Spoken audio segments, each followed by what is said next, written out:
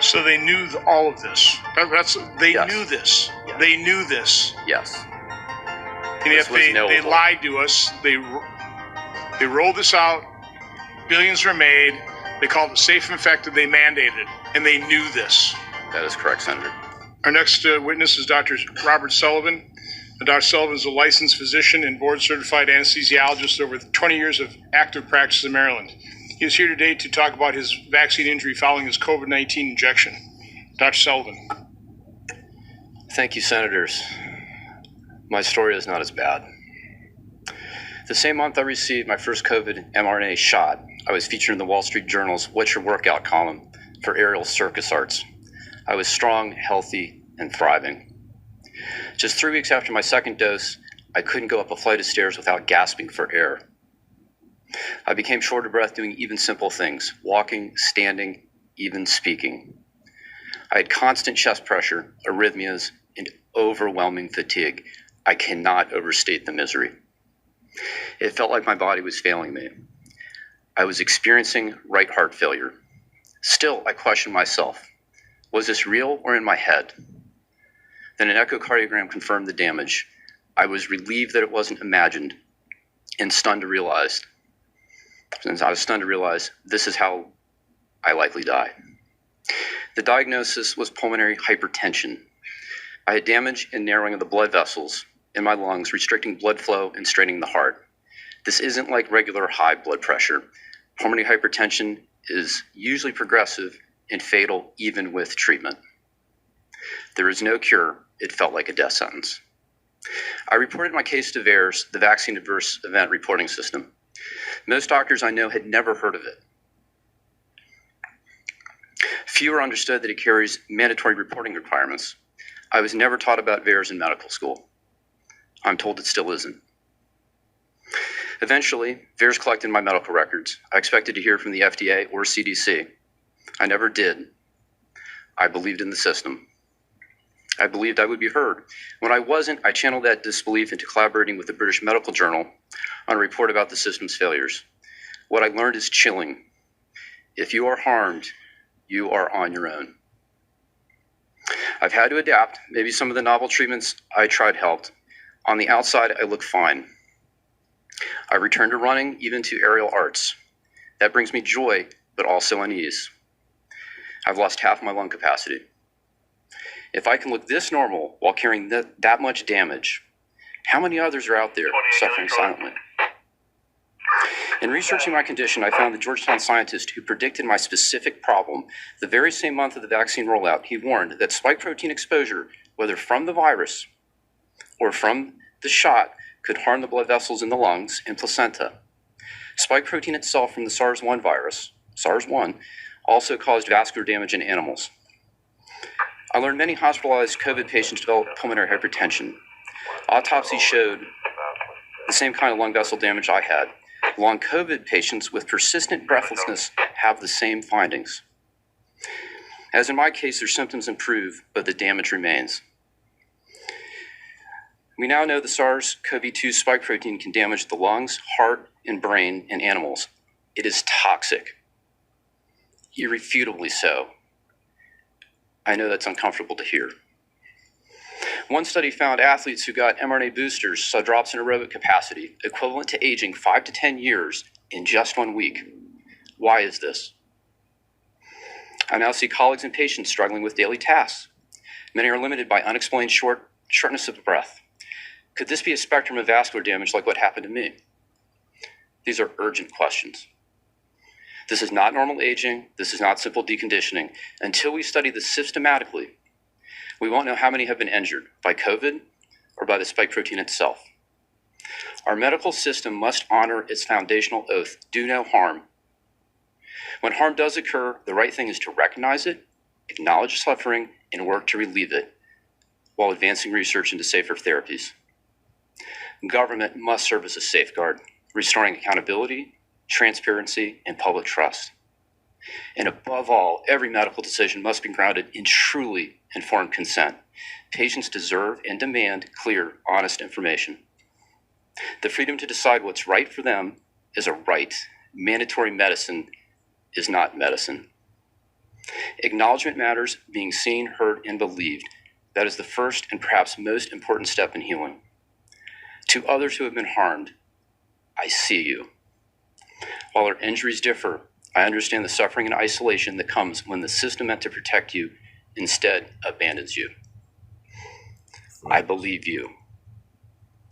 Senator Johnson and members of the committee, thank you for giving us this opportunity to start to heal. From the panel, Dr. Sullivan, outside of your testimony in terms of your own COVID injection, I call it injection because it's not a vaccine, your own injury, can you enlighten us in terms of the attitude of most doctors when it comes to vaccines, what kind of training, what kind of information they have? And by the way, do you also find it jaw-dropping that a pediatrician would tell a mom when their baby's having seizures, oh, that's perfectly normal after vaccine? I agree that is jaw-dropping. The training for vaccines now is limited to memorizing the schedule. In the preparation for this testimony, I reviewed my historical textbooks about vaccination chapters. And Senator Blumenthal, I want to commend you for really an excellent summary as an attorney about the history of vaccines. I'm actually very enthusiastic about vaccination. Your story about the history of the deaths of smallpox, the lives saved, is convincing. I don't think, I'm not sure I follow your comment. Well, you gave a summary. So the history of vaccines. So I'm actually, it may surprise you, I'm enthusiastic about vaccination. So when we look at the history of vaccination, smallpox was so successful that it's not even on the schedule anymore. It was a success. Then followed vaccinations to bacterial toxoids. That's the DTP vaccines. And then there was vaccination to viruses, MMR. And you talk about polio. That was a great fear in my mother's time. And there was the Tuskegee experiment. They were told they'd get treated for their bad blood. Instead, hundreds of poor black men became participants unknowingly in a shocking and truly shameful chapter of American medical history. In 1932, the United States Public Health Service launched an unethical research project to examine the effects of untreated syphilis. The project was called the Tuskegee Study because it recruited 600 black men living in Tuskegee, Alabama. Researchers told the men that they were being treated for bad blood, a term used locally to describe anything from fatigue to anemia. They promised the men free medical treatment if they participated. While 2/3 of the men in the study were confirmed to have syphilis, not one received proper treatment for the disease they had contracted. So this was a study in which there was no consent on the part of those who were being studied, also deception on the part of the U.S. government. When penicillin became the recommended treatment for syphilis in the 1940s, Tuskegee researchers scandalously withheld the drug from the men in the study so that they could continue to chart the course of the disease when untreated. Many patients experienced damage to their vital organs and nervous systems, and for some, the lack of treatment led to death. The great shame of the study is that the men thought that they were being treated. Treatment was withheld from them even after it was very clear what kind of medical treatment would cure them of syphilis. In 1972, an Associated Press article exposed the Tuskegee study after one of the participants brought the story to a civil rights attorney. Only then, after 40 years, was the study brought to an end. The case was settled out of court for $10 million. This little experimentation on African Americans creates a sense of distrust. A distrust of doctors and physicians, a distrust of medical care. In 1997, President Bill Clinton formally apologized to the victims of the study. That's crazy. The president's apology was a welcome first step, But we still Slap have a in the long way face, to go man. before the legacy of mistrust of science within the black community is fully overcome. And that's why I knew when these some bitches came up with that fake COVID bullshit, I knew to recognize it through our ancestors that went through it in the past and got an apologies 40 years later from our president that they called the first black president that smoked marijuana but didn't inhale. Wake up, peoples. Stop being bamboozled. Our peoples was bamboozled in the past, and they bamboozling y'all in the future. Wake up. And we know, and I haven't seen these cases. I've seen maybe 2 cases of pertussis in my career, and I read about measles. I've never seen it. I wouldn't recognize these things. So we know from experience it's successful. What we're missing, though, and this is not taught in medical school, is there's a cost to this success. There's a cost of manufacturing the medicine and the research. There's a cost to administer it. And there's the hidden cost of injuries, and we do not know what that is. Bullshit. It is not studied. It's not taught. Bullshit. We got the facts. Senator Johnson, does that answer your question? Sort of. Okay. Right, sort of. Because we got the facts. With the Tuskegee experiment. Well, right? I want to be clear, too, and I'm not vaccine Tell me, injured. Johnson. Don't hold back.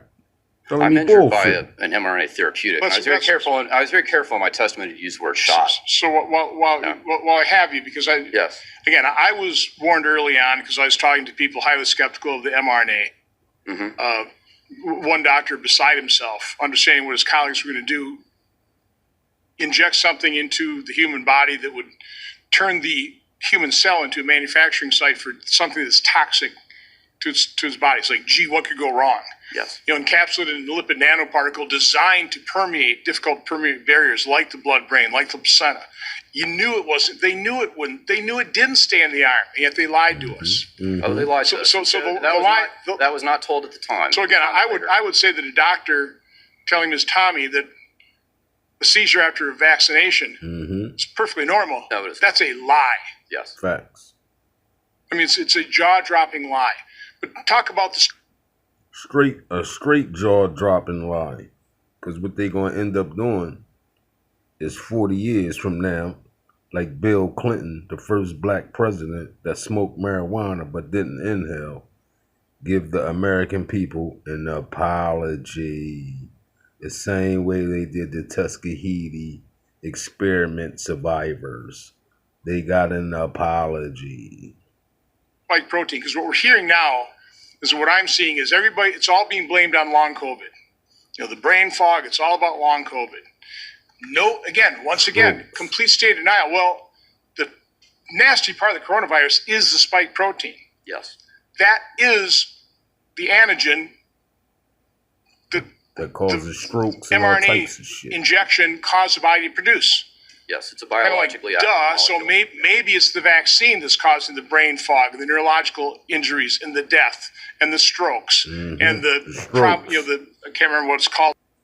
How many people y'all know had strokes since this rollout of COVID? How many people y'all know been having strokes in your family, in the black communities? How many people y'all know? I know several people that had strokes that was healthy and had a stroke out of nowhere. What are they having behind them COVID shots? Senator Johnson. The mRNA injection caused the body to produce. Yes, it's a biologically active molecule. So maybe it's the vaccine that's causing the brain fog, the neurological injuries, and the death, and the strokes, and I can't remember what it's called, the lining inside your blood vessels. I mean, that's, I think, your problem, right? Vasculitis, yes. Yeah. Inflammation of vessels. So talk a little bit about what you found out now that you've done your research in terms of the spike protein. And when you've got, at least in the virus, it hopefully would clear, but with the mRNA, it's not real mRNA, it's modified. It's modified to not be destroyed by the body, to keep circulating. Now we have studies that the mRNA, that modified mRNA, is circulating in the body for months. We haven't done that much studies to find out how long, but we're finding it in tumors, we're finding it in other autopsy body parts, that type of thing. Can you just talk about that, and then we'll turn it back over to Senator Blumenthal. You're correct. There are many ways to lose with this new mRNA technology. There are problems with lipid nanoparticle. There is a separate set of problems with synthetic mRNA. It persists in some people 700 days and counting now. There will always be a problem when you load the instructions to make a protein, in that it will present on the surface and cell and will become a setup for autoimmune disorders. Separate from that, spike protein in and of itself is biologically active. And to understand what happened to my injury, I found researchers who had predicted this was going to happen. It causes cells to grow and divide when they should not. It was published in December 2020, although not widely known, that was causing damage to placenta and to lung. I was probably one of the very few doctors that knew that shot did not stay in the arm, and I don't even know how I found that information, but I would say that was virtually unknown, and later I found this out to be true. I only found out that spike protein was toxic later when I met the researchers, and I asked, how did you think to research that? Because they knew in 2005 with SARS-1 that spike protein alone, without the virus, would be enough to harm an animal. Later, in the research of the original novel bat human coronavirus, this is the 2015 research at UNC with Dr. Ralph Barrick, NIH, and Wuhan Labs. That was the gain of function research, and so they had a SARS virus that became more lethal, more transmissible. They attempted to do a vaccine for that trial. That was a traditional vaccine, not mRNA. They had vaccine-induced harm and lethality in the animals. And in the pathology slides of those animals, this is mice, you can see the same vascular lung damage that we're seeing today with SARS-2. So they knew all of this. They Yes. knew this. Yes. They knew this. Yes. And This yet was they knowable. lied to us. They rolled this out. Billions were made. They called it safe and effective. They mandated, and they knew this. What? Bro, what are you talking about, man?